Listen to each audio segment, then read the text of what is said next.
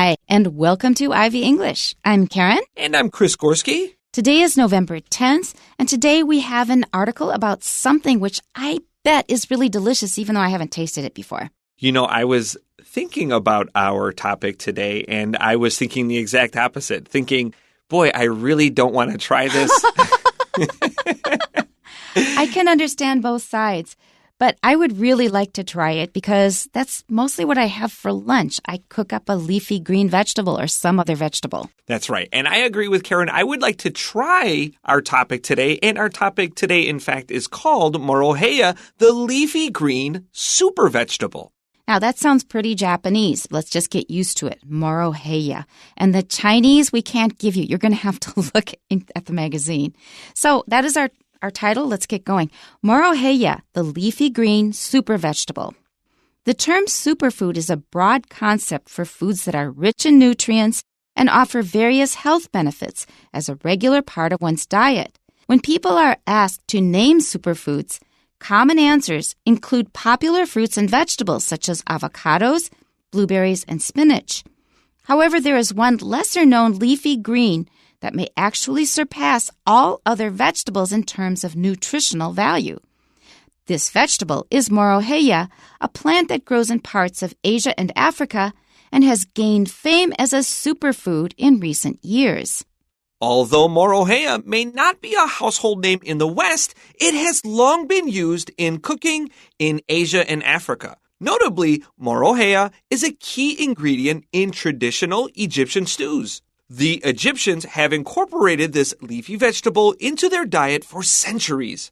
A soup made from the leaves of this plant, which was believed to have healing properties for various illnesses, even graced the tables of the pharaohs. Thus, it acquired the title, the king's vegetable, within their culture. A look at some of the statistics for Moroheiya reveals some truly impressive attributes.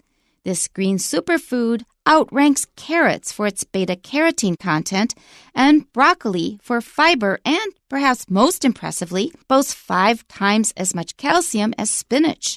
Furthermore, Moroheiya contains a substance called quercetin, which has antioxidant and anti-inflammatory properties that help protect humans against cancer and other serious diseases, as well as reduce tissue injury caused by drug toxicity.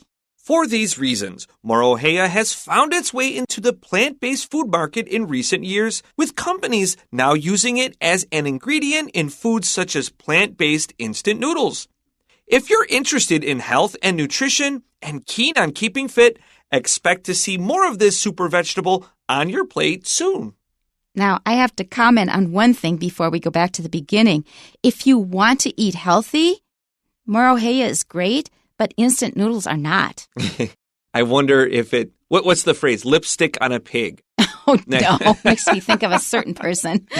Okay, so the phrase lipstick on a pig says you're trying to make something ugly and kind of we think would bad. You're trying to pretty it up and hide it. Instant noodles aren't really great for you, but what if the noodles were a little bit healthier? I understand it. Listen, as a person that's a vegetarian, sometimes I still have to eat unhealthy, and boy, do people love to tell me how bad and dumb I am for eating like veggie patties sometimes. Like I hear it all the time. From people that are far unhealthier than I am, far out of shape, have unhealthy weights, and boy, do they love to tell me how bad I am for eating these. We just have to suck it up. Okay, back to our title, Moroheiya. Get used to that. It's kind of an unusual word.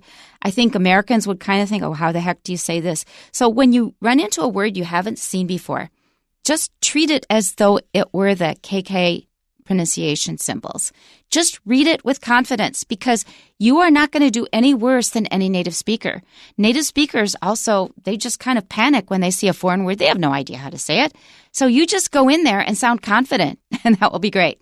Okay, so the leafy green super vegetable. Now, if we were just saying that a vegetable is really wonderful, we would say, what a super vegetable. But here it is a special type of vegetable. It's supposed to have a lot of nutrition, more than most vegetables. We don't stress it that way. We'll stress it super vegetable. Okay, our first paragraph. The term superfood is a broad concept for foods that are rich in nutrients and offer various health benefits as a regular part of one's diet. So we use the term super vegetable in the title. Now they're talking about superfoods in general, which includes things besides vegetables.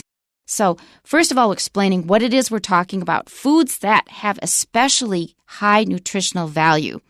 And they also give you other health benefits. So maybe they're good in, for example, treating certain diseases or making them less serious. So a regular part of one's diet, we often think of eating less in order to lose weight, but your diet is just the things that you eat every day, that you eat and drink. Okay, and so let's just listen to it one more time. Listen to the stresses, because a lot of things are not stressed because they are compounds. For example, we don't say health benefits. We say health benefits because health is a noun, benefits is a noun. We don't stress benefits because that's the word that's being modified. So let's listen carefully for the stress. The term superfood is a broad concept. Broad is an adjective. Concept is a noun. If you have an adjective plus noun, both of them are stressed. It's not like a noun compound like I just mentioned. It's a broad concept. That means it includes lots of different things in it. For foods that are rich in nutrients and offers various health benefits as a regular part of one's diet. Okay, next sentence. When people are asked to name superfoods, common answers include popular fruits and vegetables such as avocados, blueberries, and spinach. And it's happening a second time. My mouth is watering. So superfood is actually a marketing term. It was first brought up in the early part of the 20th century, but the first superfood, in fact, came out in 1918. Any guesses? No idea. Bananas. Wow. Bananas were considered the first superfood, and in fact, the second superfood didn't come out until 1991 when the term was revived. The second superfood was? No idea. Blueberries. Yeah, boy, that one really gets a lot of press. There is this writer in a magazine I subscribe to. Every single article is about how healthy she is because she eats blueberries in her oatmeal. I'm really tired of it. I love blueberries. But I think we can go to the other extreme and kind of have a superstitious belief that certain foods work magic. They're just foods. Maybe they have good nutrition. But the key to good nutrition is variety, not eating one superfood. Yeah, magic was the word that came to my mind as well, that some people are almost latch on to certain foods, and this is what it is. For me, generally speaking, as a health-conscious person, I try to eat as many one-ingredient foods as possible and put them together. If you look at the package, it should have one ingredient on it. Try to get as many of those into your diet as possible. I'm not saying I don't eat processed food, because I certainly do, but I make a conscious and regular effort to eat many single item foods in my dishes put together. So I'll have carrots. That's the only ingredient. Then I'll have mushrooms, and I'll also have whatever else in there, but they're all single ingredient. Now, in another program with Wesley, we were talking about how you should simply cut sugar out of your diet completely. Added sugar. There will be sugar in all kinds of natural foods, especially fruit. That is fine. But if you're going to add refined sugar into your food, it's really, really dangerous for your health. I read in a post recently by somebody who ended up getting a heart attack, and he is sure it can be traced back to eating too much sugar. Okay, and one other thing, they mentioned avocados, and I really like avocados, but be careful. They contain a lot of oil, so eat them in moderation. Don't eat too many of them. I'm a big fan of avocados. My colleague, she has an avocado every single day. She uses it as her healthy fats.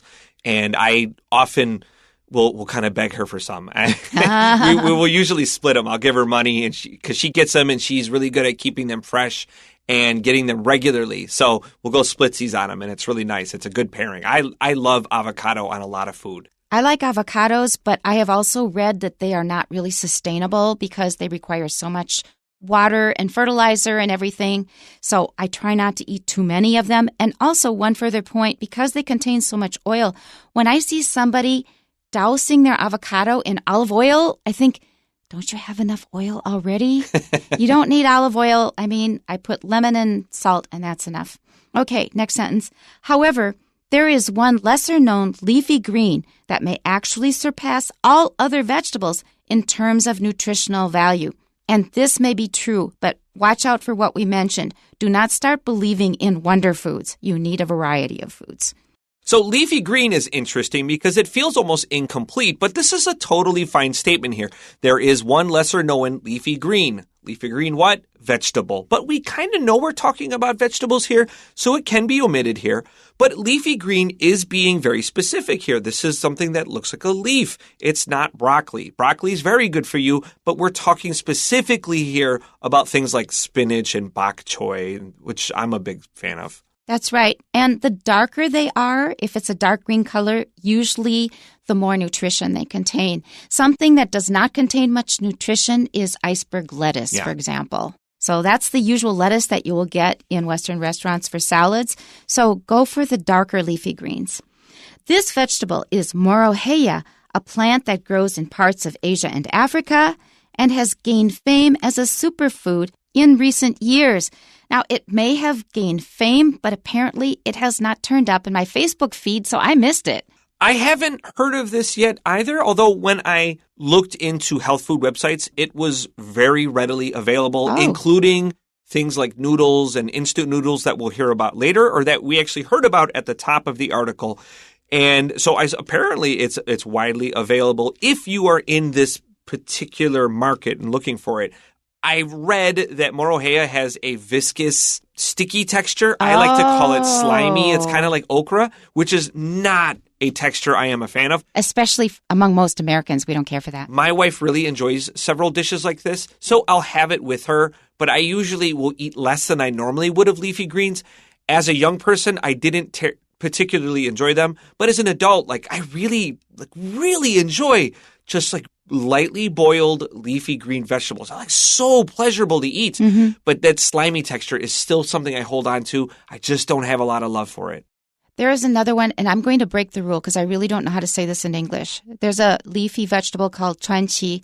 That one is also slimy. Yeah. And not everybody goes for that. That's true. I think today might be a day where you kind of have to bend the rules because I was thinking about today's article, and I just don't know the names of some of these vegetables in English. I don't either. There's another one called huanggongcai.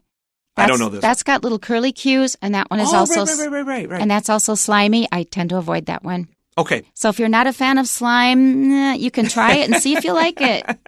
Okay, second paragraph. Although Moroheiya may not be a household name in the West, it has long been used in cooking in Asia and Africa. In fact, there are all kinds of plant foods that are eaten in other countries that we simply don't know about. But that's true of Taiwan, too, because zucchini wasn't known in Taiwan till recent decades.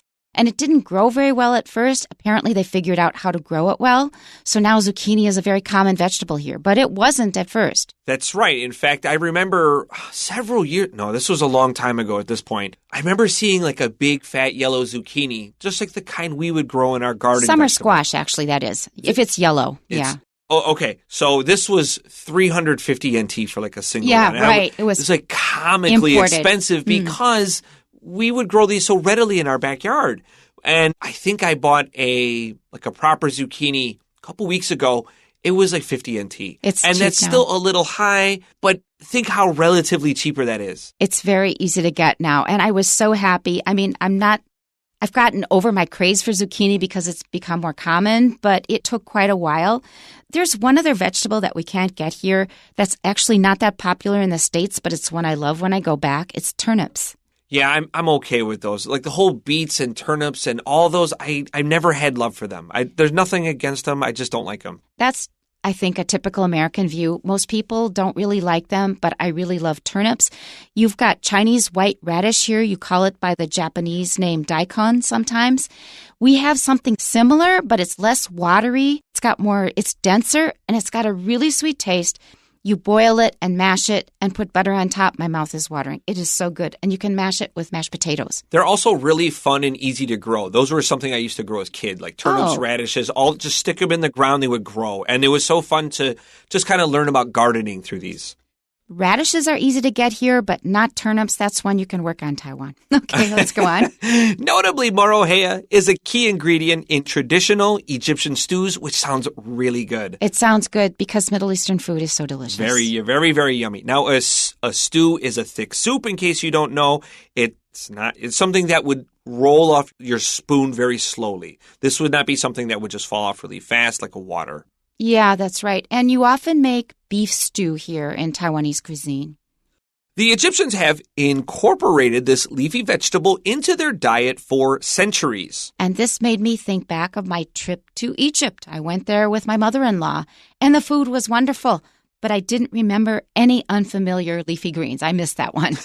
A soup made from the leaves of this plant, which was believed to have healing properties for various illnesses, even graced the tables of the pharaohs. So apparently they valued it very highly. So, and I believe this makes our previous sentence an understatement. The leafy vegetables being fed to people for centuries is an understatement. This is now thousands of years ago because the last pharaohs was around 2,000 years ago.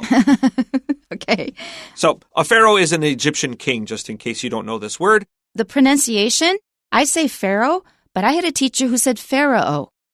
Have you ever heard that? No. And as a previous social studies teacher, I have also never heard this. Maybe I'm wrong, but I have always known this word as pharaoh. I have also always called it pharaoh. I think that teacher maybe was going a bit overboard. Thus, it acquired the title, the king's vegetable, within their culture. Okay, so it has a very, very high position in their culture. Next paragraph. A look at some of the statistics for Moroheiya reveals some truly impressive attributes. So this does not give us a lot of information because we've already been primed. Primed means prepared. They've already told us that there's a lot of remarkable things about this vegetable, and they haven't specified yet. So this sentence is just an introduction to what's coming. This green superfood outranks carrots for its beta-carotene content and broccoli for fiber, and perhaps most impressively, boasts 5 times as much calcium as spinach. Now, these are vegetables with reputations for being very nutritious. That's right. In fact, spinach is it's one of the healthiest foods, I would argue, relative to its ease of purchase. You can get spinach anywhere.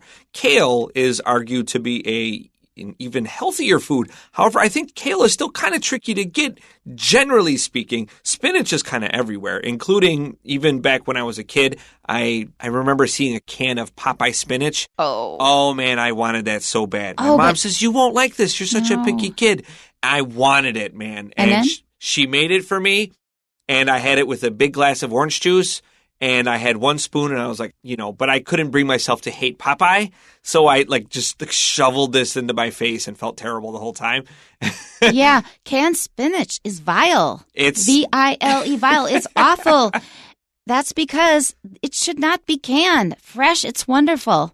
But man, Popeye on that can, crushing it with his fist, and it just looks so good. I had to try it. I know. I have to tell a story what happened to me once. So I was sleeping over at the house of the grandmother of my friend when I was, 8, 9 years old. And she was serving canned spinach for supper. And I said, I'm not touching that stuff. I wasn't a picky eater, but no, I wasn't touching that. And then my friend says, oh, but I love it. And she was eating lots and lots of the spinach. We slept in the same double bed while staying at her grandma's house. And she said, Karen, I got to get up. I go, what? She says, I have to go to the bathroom. I go, okay, so I got up and I turned on the light, and then she threw up like crazy. This happened 3 to 4 times in the night. The 3rd time, I got up and I opened the closet door for her. I was getting so tired. And I thought, I told you. I don't know if it was from the spinach, but it just fortified my idea that canned spinach is not good. This relationship of canned spinach is terrible. Yuck. Yeah, but fresh spinach is wonderful. Fresh spinach is great. I agree. Or lightly boiled or fresh. It's great on a sandwich. Throw away that lettuce. Use spinach. And then there's spanakopita, the Greek dish. That is really delicious. And spinach contains a lot of iron. Okay, to continue. Furthermore, Moroheiya contains a substance called quercetin, which has antioxidant and anti-inflammatory properties that help protect humans against cancer and other serious diseases, as well as reduce tissue injury caused by drug toxicity. That's a mouthful. It's a long sentence. But what it's saying is there are a lot of conditions that this vegetable can probably help with. Let's continue. For these reasons, Moroheiya has found its way into the plant-based food market in recent years, with companies now using it as an ingredient in foods such as plant-based instant noodles. And we've already discussed this. Skip the noodles. Just eat the vegetable. If you're interested in health and nutrition and keen on keeping fit, expect to see more of this super vegetable on your plate soon. Maybe I'll look around and see if it's available at the local Carrefour. Okay, here is our first question. In the context of the article, a superfood is a term used to describe foods that are highly blank and provide numerous health benefits when incorporated into regular diets. The word that goes in the blank is? Nutritious. Yeah. Let's continue to number 2. The chart below displays the amount of beta-carotene, fiber, and calcium in 3 vegetables. Please write down the names of the possible vegetables based on the information contained in the passage. Here we have a table, and it's got 4 columns. The first column is vegetables. They're going to list the 3 vegetables we discussed, or 3 of the vegetables we discussed. The second one is fiber, and that's grams per 100 grams of something. The next one is calcium, that's milligrams per 100 grams. And finally, beta-carotene, which is, I think, micrograms per 100 grams. And in the first row, we have carrot. And carrot has 2.7 grams of fiber per 100 grams of carrot. We have 28 milligrams of calcium per 100 grams of carrot, and we have 7,700 micrograms of beta-carotene for each 100 grams of carrots. And so now we need to look at the next 2 vegetables and figure them out. The next row under vegetables has a blank. And as for fiber, it's 2.8, calcium 49, beta-carotene is 4,200. Looking back at the article, we find that the answer to fill in this blank is spinach. And the final row of this table, we have 5.9 grams of fiber, 260 milligrams of calcium, and 10,000 micrograms of beta-carotene. And of course, what's the answer here, Karen? The star of our show today. Moroheiya. Okay. Question number 3. Which of the following statements are not supported by the information provided in the passage? A. Blueberries are considered a superfood. That is true. So that is not our answer. We're looking for something that is probably false or it's not supported by what we've learned from the article. And B, Moroheiya can lower the chances of tissue damage. That seems to be true according to the article. Letter C, Moroheiya is gaining popularity among health-conscious individuals. Also true according to the article. Letter D, in some Asian countries, Moroheiya has been a common sight on dinner tables.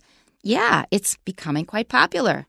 Letter E, compared to other vegetables, Moroheiya is overwhelmingly the most renowned superfood. No, Chris didn't know about it. I didn't know about it. If we don't know about it, how many other people are going to know about it?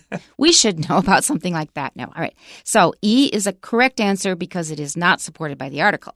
F, Moroheiya was nicknamed the king's vegetable because it was served to the emperors in ancient Japan. No. They didn't talk about that. That's an incorrect answer, so we circle it. And it is an answer that we want.